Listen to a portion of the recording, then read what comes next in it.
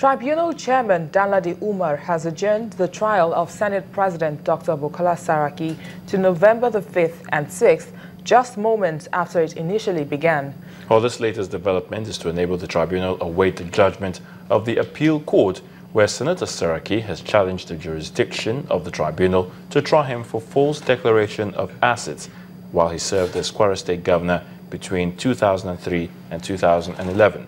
Or before now, the tribunal had also adjourned till today to begin Senator Saraki's trial for the 13 charges preferred against him by the Code of Conduct Bureau.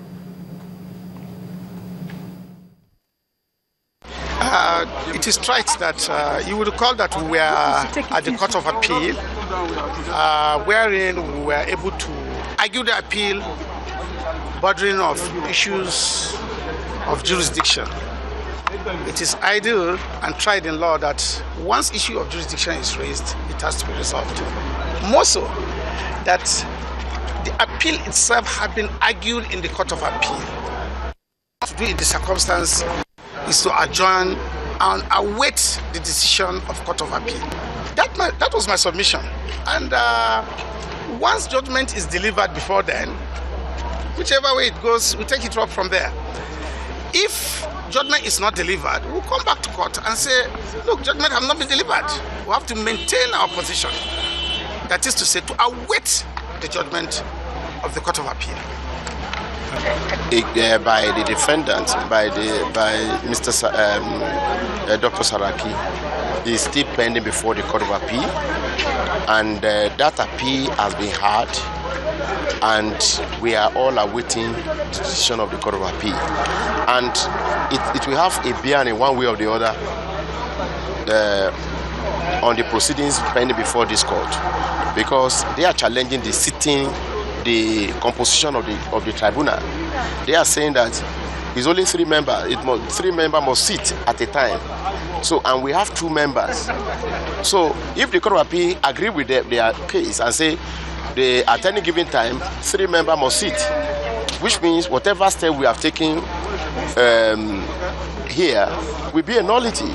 So, why is it that we don't just we just have to wait?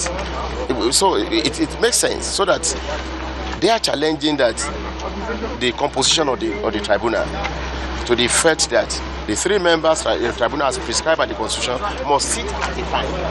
Our case is that no, by the position of the law, 2 members will form a date within 2 days. We argued this appeal on Friday, and they adjourned it till Monday for judgment. Obviously, the period was too short.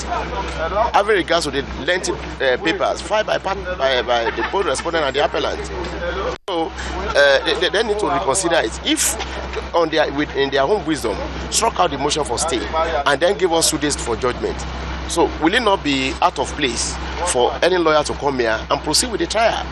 It will be out of place. So we need to wait. If they are thinking of 2 days, and we now seek an adjournment for within 15-16 days here, I think it is reasonable. So that's what we are doing. So the Administration of Criminal Justice Act 2015 says when there is an appeal, both cases can be going on side by side. How come this case will not go on side by side with the appeal? Because the Administration of Criminal Justice did not envisage that a judgment will be reserved by the Court of Appeal over the sitting of the lower court.